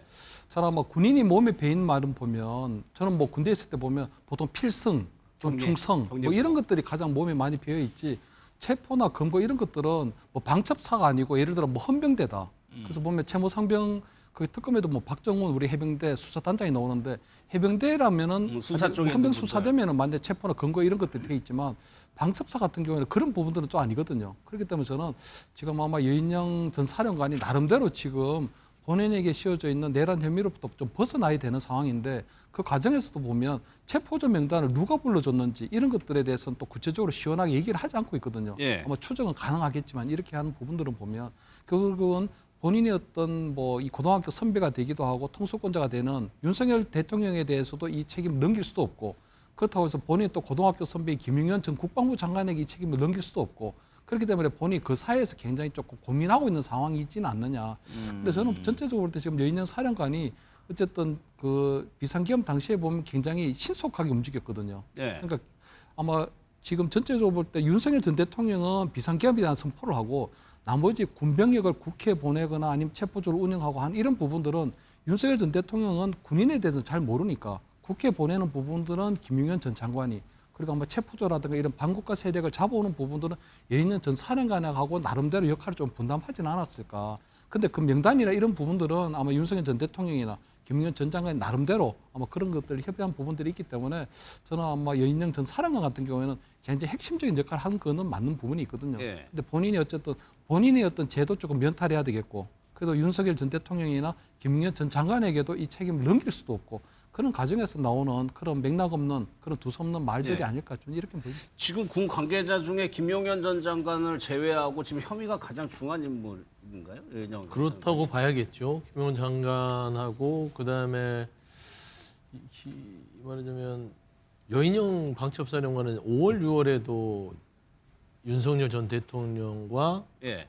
또 간접해서 술을 한두 잔 하면서 비상계엄에 대해서 얘기를 했다는 걸 본인 스스로 얘기했잖아요. 안가회동. 예, 그리고 본인 무릎 꿇고 뭐 어떤 그런 그 반대에 대해서 조금 기분 나쁘게 한 부분들을 뭐 좀 후회했다, 예. 사과했다라고 하는데 사실 그거는 이제 본인을 미워하는 것이고 왜 5월, 6월에 술자리에서 무슨 얘기를 했느냐? 비상금 얘기를 했던 거예요. 그때부터. 그러면 그때 하고 나서 안 했겠느냐? 10월 1일 날 곽정문 전 사령관만 있었겠어요? 국군의 날 되면 그때 여인영 판총사령가 있었잖아요. 예. 5월부터 10월까지 그때부터 참여한 거니까. 쭉 참여한 거예요. 사전 모의라는 부분들을 본인은 부인하고 싶었겠으나 사실상 계엄은 한두 명이 모의해서 되는 게 아닙니다. 김용현 장관부터 시작해서 노상원 전 정보사령관부터 많은 사람들이 지금 투여돼서 작전에 대한 계엄에 대한 준비들을 해왔던 거를 우리가 지금 증거들로 확보하고 있잖아요. 그래서 여인영 판총사령관의 증언들이 저렇게 논리 안 맞고 횡설수설 하다 보면 결국엔 형사재판에서도 불리하게 작용할 수밖에 없다. 제발 장성답게 본인이 진실을 밝히는 거. 그게 부하들 보기에도 부끄럽지 않은 거 아니겠습니까? 근데 제가 좀 하나 좀 말씀을 드리면은 지금 아마 여인영 방첩사령관 이제 머릿속을 한번 생각해 보면요. 그 당시에 이 작전을 수행할 때 이게 내란이라는 인식이 전혀 없었을 겁니다. 비상계엄이라는 대통령의 비상대권을 선포했고 거기에 따라서 군이 움직이는 그 군의로서의 명령 체계만 아마 생각하고 작전을 수행했을 거예요. 그렇기 때문에 그 당시에 예를 들면 이제 체포 대상자 명단이라는 얘기는 당연히 방첩사령관이요 군대 내에 있는 간첩 활동하는 사람들 적발하고 체포하는 거기 때문에 체포 대상자 명단이라는 용어는 늘 달고 살 수밖에 없었을 겁니다. 방첩사령관 입장에서는 그렇고요. 그다음에 뭐 조사본부의 인력을 100명이나 요청한 거 이것도 아마 비상계엄 선포하고 나면은 사람들이 체포돼 왔을 경우에 대비를 해가지고 이런 인력이 필요하다는 그런 군인으로서의 매뉴얼에 따라서 순수하게 생각한 거지 머릿속에 전체적으로 이 내란을 성공시키기 위한 작전의 일환을 내가 참여하고 있다 이런 생각 아마 없었을 거예요. 그런 상황인 것을 좀 감안해서 볼 필요가 있다는 말씀드립니다. 계엄과 관련해 국회에서 오늘 중요한 일정이 있었습니다. 추경호 국민의힘 의원의 체포 동의안이 통과가 됐습니다. 뭐 이거는 예상이 됐던 일이죠. 영상을 먼저 보겠습니다. 의석을 정돈해 주시기 바랍니다. 성원이 되었으므로 제13차 본회의를 개의하겠습니다. 표결을 위해 본회의장에서 대기하던 소속 의원들에게 접촉하여 본회의장 밖으로 나오도록 유도하는 방법으로 의원들의 심의 표결권 행사를 방해하는 등 비상계엄 해제를 막으려는 윤석열의 내란 행위에 협력하여 내란 중요 임무에 종사했다는 것입니다. 무엇보다 저는 계엄 당일 우리 당 국회의원 그 누구에게도 계엄 해제 표결 불참을 권유하거나 유도한 적이 없습니다. 국민의힘 의원 그 누구도 국회의 계엄 해제 표결을 방해한 사실도 없습니다. 수고하셨습니다. 그러면 이 안건을 국회법 제110 국회의원 추경호 체포 동의안은 가결되었음을 선포합니다. 국민의힘은 표결에 참여하지 않았습니다. 추경호 의원도 이제 회의장을 밖으로 나갔고요. 이거는 이제 예상이 됐던 건데 이제 앞으로가 문제입니다. 만약에 추경호 의원의 구속영장 이제 심사를 받게 되죠. 그 결과에 따라서 정치권에 미치는 영향이 상당할 것 같은데 오늘이요 그 여야 대표가 관련해서 서로에 대해서 상대당에 대해서 경고하는 얘기들을 했습니다. 어떤 내용인지 한번 들어보겠습니다. 오늘 본회의에 추경호 전 원내대표에 대한 체포 동의안이 상정됩니다. 거대 여당은 이번에도 힘으로 가결을 밀어붙일 것입니다. 46년 전과 똑같은 나비 효과가 다시 일어날 것입니다. 이것은 단순한 가결이 아니라 이재명 정권의 생명을 단축하는 정권 몰락의 트리거가 될 것입니다. 국민의힘이 일말의 반성과 사과도 없이 추경호 전 원내대표에 대한 체포 동의안 표결을 거부하겠다고 하는 모양입니다. 참 염치도 없고 뻔뻔한 정당입니다. 반성과 사죄가 없는 자에게는 남은 것은 법적 처벌과 책임뿐입니다. 먼저 이준호 대변인께 여쭤볼게요. 이제 체포영장 구속영장 심사를 할 겁니다. 지금 국힘 분위기로서는 기각될 거라고 좀 확신하는 분위기예요? 네, 기각될 거로 좀 확신하는 분위기입니다. 왜냐하면 일단 이제 윤석열 전 대통령이 이제 공판에서 얘기를 했죠. 추경호 원내대표에게 전화를 해가지고 미리 알리지 못해서 미안하다라고 얘기했습니다. 그러니까 미리 알았다면 사전 모의를 통해서 중요 임무 종사자가 될 수 있을 건데 일단 거기서부터 이제 좀 탄핵이 되는 부분이 있는 거고요. 또 하나 국회에 들어가겠다고 여러 번 이제 우원식 국회의장과 얘기를 했었습니다. 원래는 1시 반까지 오라고 해서 1시 반을 준비하고 있다가 우원식 의장이 30분 당겨서 1시까지 오라고 그럽니다. 그래서 우원식 의장이 그래서 추경호 원내대표가 들어가겠다. 1시까지 들어가겠는데 경찰에 맡겨서 못 들어가니까 경찰을 풀어달라라고 하니까 우원식 의장이 그건 알아서 뚫고 들어와라라고 또 했다 그러는 거예요. 그러니까 우원식 국회의장한테도 본인이 참석하겠다는 뜻을 이미 밝힌 거죠. 근데 이렇게 이런 부분까지 사전에 알지도 못했고 본회의장에 들어서 표결하겠다 의지도 보여줬는데 어떻게 이게 내란 주요 이제 임무 종사자로 될 수 있겠느냐 상식적으로 판단한다 그러면 이거는 기각될 가능성이 99%. 네네. 민주당에서는 지금 당연히 이제 구속이 된다면은 위헌정당 해산 심판으로 바로 지금 직결하겠다는 입장입니까? 이어질 수가 있겠죠. 왜냐하면 당시 원내대표였던 분이기 때문에요. 저희는 혐의는 명백하다고 봅니다. 지금 뭐 나는 그 추경호 전 원내대표가 이런 얘기하고 있잖아요. 투표에 불참하라고 말한 적이 없다라고 말하지만 투표에 불참하도록 유도한 거예요. 그러니까 아까 우원식 국회의장에게 참여하겠다고 말했지만 말과 행동이 다르지 않지 않습니까? 모든 거기 정말 참여하고 싶었던 사람들은 담을 넘어서 다 들어갔습니다. 담을 넘어서라도 들어갔는데 본인은 추경호 대표는 계속 시간을 부족하다 밀어달라 하면서 결국 이 탄핵에 찬성한 그러니까 계엄해제에 찬성한 그 18명의 의원들 말고는 아무도 안 들어갔습니다. 그리고 그러고 나서 당서로 다시 모이라는 문자를 보내면서 사실상 혼란을 유도한 죄에서 전 자유로울 수 없다고 생각하고요. 저는 오히려 아까 장동혁 대표에게 물어보고 싶습니다. 장동혁 대표는 계엄해제 투표 찬성했던 분이거든요. 그러니까 계엄해제 투표 찬성했다는 건 뭡니까? 계엄이 잘못됐다고 생각해서 본인은 계엄해제 투표에 찬성했던 건 아닙니까? 투표에 참여했던 건 아닙니까? 근데 그렇다면 왜 본인과 같은 소속에 있는 정당의 다른 의원들은 오지 못했는지 반성해야 되는 것 아닙니까? 그 원인에 대해서 들여다봐야 되는 것 아닙니까? 혹시 추경호 당시 원내대표의 문자 때문에 못 들어온 건 아닌지 본인이 생각했던 계엄에 이거 막아야 된다고 생각했던 본인이 참여했던 투표에 본인의 당 의원들이 못 간 거에 대한 반성은 이런 것도 추호도 없이 그냥 이런 지적만 하는 것이 장동혁 대표는 왜 작년에 12월 3일에 장동혁 의원과 지금의 장동혁 대표는 왜 이렇게 태도가 다른 거죠? 그리고 변해버린 장동혁 대표에 대해서도 국민들께서 의구심을 갖고 계실 거라고 생각을 하고요.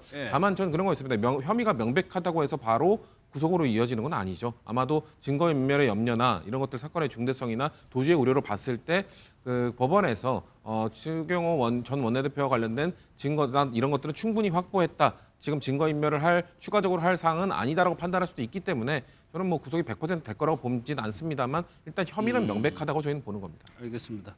만약에요, 이제 추경호 의원의 구속영장 실질심사 결과가 어쩌면 12월 3일에 나올 가능성도 있습니다. 그날은 아시다시피 비상계엄이 선포된 1년이 되는 날이기 때문에 여러모로 해가지고 굉장히 좀 상징적인 날이 될 것 같은데 그럼 1년을 맞아서 국민의힘에서는 어떻게 해야 될 것이냐 여기에 대해서 여러 가지 의견들이 좀 나오고 있는 것 같습니다. 먼저 김재호 최고위원 등의 좀 얘기를 한번 들어보겠습니다. 분열상 내지 극단적인 그 다툼의 현장도 있었거든요. 이 내부 통합을 해가는 과정이기 때문에 지금 과연 사과하는 것이 맞느냐 저는 그렇지 않다고 생각합니다. 중도층을 얻어야 선거에 이긴다는 논리가 또 있잖아요. 그런데 중도층은 투표를 하지 않을 가능성이 많은 분들이고 한편으로 정치적으로 좀 무관심한 분들이 많잖아요.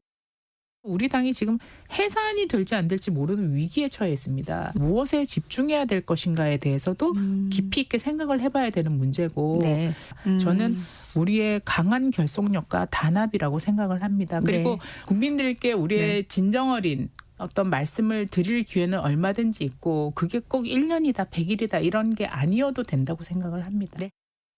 사과에 대한 요구가 많아서 누군가 사과해야 된다면 저 김민수가 사과하려고 합니다. 국민 여러분, 우리 보수정당이 이재명 같은 자를 대통령에 앉혀서 죄송합니다. 사과해서 이길 수 없습니다. 고개를 숙여야 이기는 것이 아니라 당당히 맞설 때 이기는 것입니다. 지금 보면은 국민의힘에서 뭐 당직 직책이 있는 분들하고 그렇지 않은 분들하고 목소리가 조금 다르는 것 같은데 직책이 있다는 건 지도부라고 볼 수도 있는데 이준호 대표 지금 지도부의 분위기는 어때요? 계엄 사과와 윤석열 전 대통령과의 관계 문제에 대해서 기존의 입장이 그대로입니까? 아니면 약간 전향적인 모습을 검토하는 겁니다. 모든 가능성을 열어두고 의견을 수렴하는 중입니다. 그 송원석 오늘 이제 원내 대표가 의원 전원 대상으로 해가지고 사과에 대한 여론조사를 한다 그랬거든요. 일일이 다 물어봐가지고 어떤 식으로 사과하면 좋겠느냐, 사과의 수위는 어느 정도가 좋겠느냐, 또는 사과를 하지 않으면 좋겠느냐 등등 이렇게 여론조사를 해서 의견을 사과 여부부터. 네, 여부부터 사과를 한다면 수위, 어떤 수위? 그렇죠. 수위 그리고 사과의 내용이라든가 이제 이런 것들 포함해가지고 다 의견을 모아가지고 아마 하려고 하는 것 같아요. 그래서 지금 장동혁 대표가 전국 이제 순회 투쟁을 하고 있지 않습니까? 예. 전국 순회 투쟁하는 것도 전국의 민심을 직접 들어보겠다. 과연 이제 국민의힘에 대해서 국민들이 요구한 게 뭐냐? 지금 비상계엄 선포된 지 1년이 되는데 그 예. 1년 이 시기에 맞춰서 우리가 메시지를 내는 것이 무엇이 좋겠느냐 이런 의견을 취합하는 과정이기 때문에 예. 아직 한 일주일 정도 남았습니다. 그래서 의견이 다 취합된다 그러면 주말 정도 지나고 나면은 방향이 구체적으로 나오지 않을까 싶습니다. 107명 현역 의원을 말씀하시는 예, 현역 거죠? 의원들이죠. 예. 그러면 이게 뭐 다수결로 뭐 어떻게 하는 겁니까? 사과해야 된다는 의견이 많으면 그거를 더 뭐 선작을 하는 건가요? 그거를 좀 더 비중 있게 보겠죠. 예. 예, 그리고 당원들도 의견을 더 취합도 하고요. 또 이제 우리 당원들은 요즘에 또 적극적인 목소리를 내고 있거든요. 예. 국회의원들도 당원들한테 의견을 모아서 아마 본인 입장을 낼 거예요. 그러니까 자기 혼자 자기 생각만 낸 게 아니라 지역에 지역에 있으면 지역 취합해서. 의견을 모으고 이제 예. 그렇게 해서 의견을 낼 거기 때문에 그걸 의견 모아서 아마 종합하지 않을까 싶습니다. 예. 또 일각에서는 사과 메시지를 내야 된다. 또 목소리를 또 강하게 내는 분들도 있습니다. 그 목소리도 한번 들어보겠습니다. 지도부가 12월 3일 날 반성과 사과의 메시지를 내기를 기대하는 의원들이 많고요. 지도부의 그러한 입장 기다리고 있는 의원들이 많습니다. 대다수의 의원들이 내야 된다라고 생각을 하고 있을 겁니다. 의원님, 윤호개인 세력이 흩어지면 국민의힘이 망합니까? 저는 망하지 않는다라고 생각합니다. 박근혜 대통령이 탄핵당한 이후에 2017년에 대선, 2018년에 지선, 2020년 총선을 내리 엄청나게 졌습니다. 예. 그러니까 한 3, 4년이 굉장히 많은 반성과 성찰이 있었기 때문에 저는 국민들이 2022년 대선에 힘을 실어주셨다고 생각합니다. 저는 그만한 반성과 쇄신이 부족했지 않나 이런 생각합니다. 저는 지도부에서도 이 사과 성찰의 메시지가 나가면 좋겠고요. 그게 안 된다고 한다 그러면 예. 의원들이 개별적으로 목소리를 내는 것도 저는 필요하다고 봅니다. 김재섭 의원의 얘기를 들어보면 지도부에 일단 요청을 하지만 지도부가 받아들이지 않는다고 하면은 별도로 개별적으로 성명이나 입장을 낼 수 있다는 얘기거든요. 제가 볼 때 초재선 의원들 조금 더 빨리 해야 될 것 같고요. 왜냐하면은 지금 장동혁 대표 체제는 사과를 하기 굉장히 좀 힘들거든요. 왜냐하면 까딱 잘못해서 사과를 하게 되면 만약에 국회의원들에 대한 여론을 수렴한다고 하지만 본인들이 당 대표가 되는 과정에 있어서의 어떤 강성 지지층들의 어떤 뭐 기대나 이런 것들을 저버리게 되고 하기 때문에 저는 아마 만약에 국회의원들 107명에 대한 여론조사를 했는데 뭐 기업 사과를 하라고 한다고 해서 사과를 하게 되면 저는 장동혁 대표 체제에 대한 불신으로 이어질 수도 있거든요. 그런데 저는 지금 초재선 의원들이 지금 조금 비겁한 침몰을 하고 있다고 보이는 게 지금 저렇게 김재섭 의원이라든가 김용태 의원처럼 띄엄띄엄 얘기할 사항이 아니거든요. 지금. 과거에도 보면 이명박 정부 때도 보면 초재선 의원들 모임했던 민본 21이라든가 또는 남경필 의원 등이 활동했던 미래연대 등에서 이렇게 당 지도부의 결정이 조금 잘못된 방향성을 잡고 있으면 거기에 대해서 쓴소리들이 막 나왔었는데 지금 저분들을 보니까 띄엄띄엄 얘기하고 있는 그런 상황으로 보이거든요. 저는 아마 지금 장동혁 대표 체제는 보니까 국민의힘이 탄핵을 이번에 한 번이 아니고 두 번째 당하기 때문에 지난 2016년 박근혜 대통령 때의 탄핵에 대해서 좀 잘못된 학습 효과를 갖고 있는 게 아닌가 보이거든요.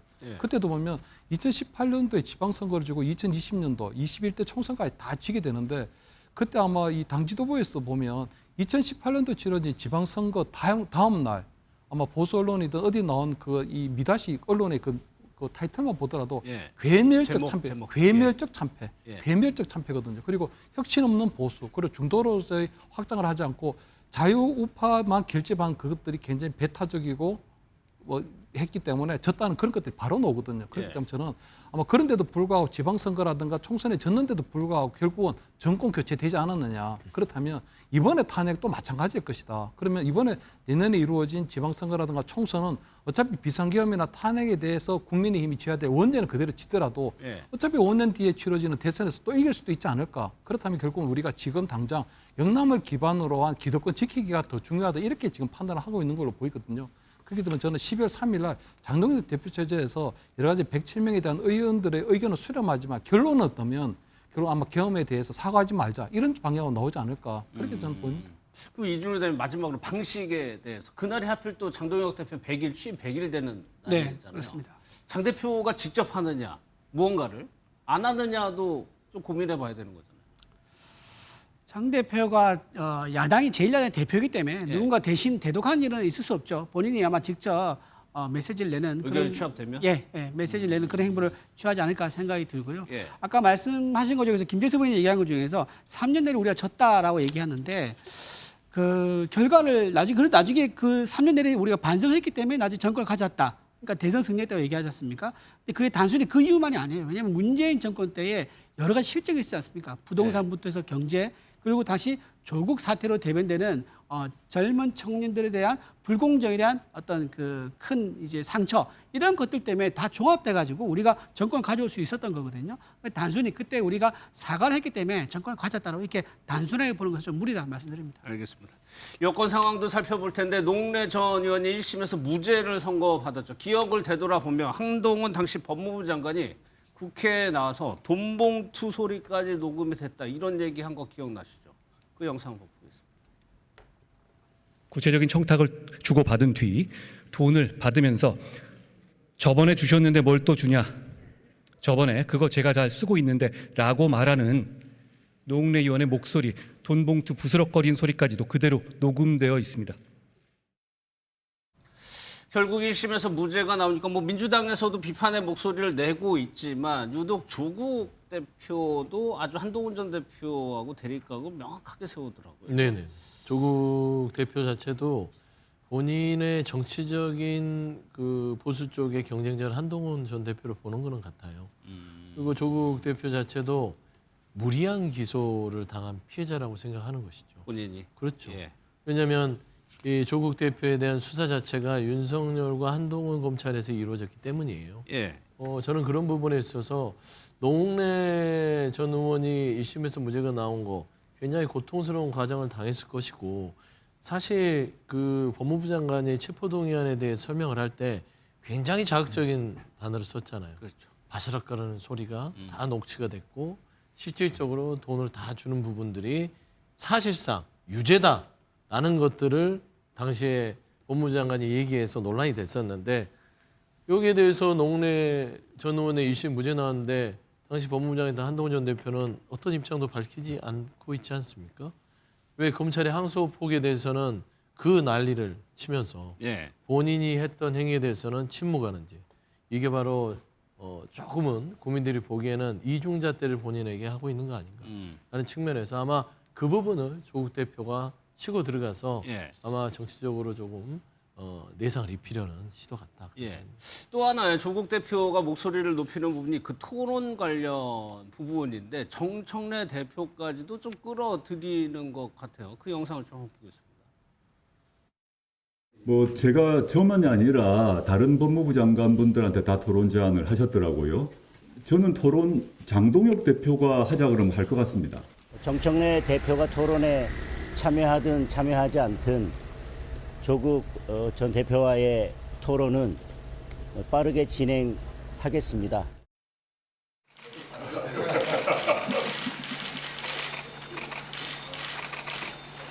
우리 민주개혁 5개 정당이 함께 손을 잡고 정치개혁을 담은 원탁회의 선언문을 채택했습니다. 그 뒤 반년이 지나가고 있지만 답보 상태입니다. 늦지 않은 시점에 정치개혁을 위한 운전대를 정청래 대표님께서 손수 잡아주시길 희망합니다. 조국 혁신당 어느 누구도 저에게 전화를 하거나 만나서 이야기한 적이 없습니다. 정치개혁에서. 언론을 통해서 더불어민주당 정청래 대표가 정치개혁에 대한 의지가 없는 것처럼 그렇게 비춰지도록 하는 것은 대단히 유감스럽다라는 말씀을 드리고, 어제 예방에서 공개 발언까지 보셨는데 이제 조국 대표가 정청래 대표가 참여하는 3자 토론도 좋다. 그리고 어제에서도 정치적인 매기가 호남에서 정치적 매기가 되겠다고 얘기했어요. 지금 최근에 며칠간의 조국 대표의 말과 행동을 지금 민주당에서 불쾌한 겁니까? 뭐 일단 신경전을 할 수밖에 없죠. 왜냐하면 호남에서 내년 지방선거에서 호남에서는 조국혁신당과 민주당의 대결이 치열하게 벌어질 것이기 때문에, 그리고 사실 말씀하신 그 토론도 사실 장동혁 대표의 이 정치적 목적이 너무 뚜렷하잖아요. 그러니까 대장동 이슈를 어떻게든 끌고 가고 싶은 목적, 거기에 이제 한동훈 전 대표를 좀 지우고 싶은 또 목적. 왜냐하면 한동훈 전 대표랑 조국 대표가 서로 토론하자면서 뭔가 대장동 관련해서 논쟁을 벌였기 때문에 아마 이 한동훈 전 대표에게 징계를 하고 싶어하는 지금 장동혁 지도부 입장에서는 예. 한동훈 전 대표가 이렇게 민주당과의 싸움에 전면에 서는 거를 매우 부담스러워했을 겁니다. 그 두 가지 목적 때문에 장동혁 대표가 덥석하자고 한 건데 조국혁신당의 조국 대표도 사실 저희 당에게는 좀 불편한 이슈, 대장동 이슈를 갖고 뭔가 토론하겠다고 말하는 것도 저희는 불편하죠. 그리고 지금 아까 정청래 대표가 말한 게 정치개혁 우리한테 하자고 어떻게 논의하자고 말도 안 했는데 왜 갑자기 와가지고 지금껏 몇 달 동안 외면한 것처럼 얘기하냐. 아마도 핵심은 교섭단체거든요. 교섭단체 기준 낮춰달라. 그렇겠죠. 그건데 민주당도 정청래 대표도 그렇고 민주당 구성원 누구도 이거에 대해 반대하는 사람은 없을 겁니다. 다만 이걸 통과시킬 때는 결국 국민의힘을 설득해야 되는 것이거든요.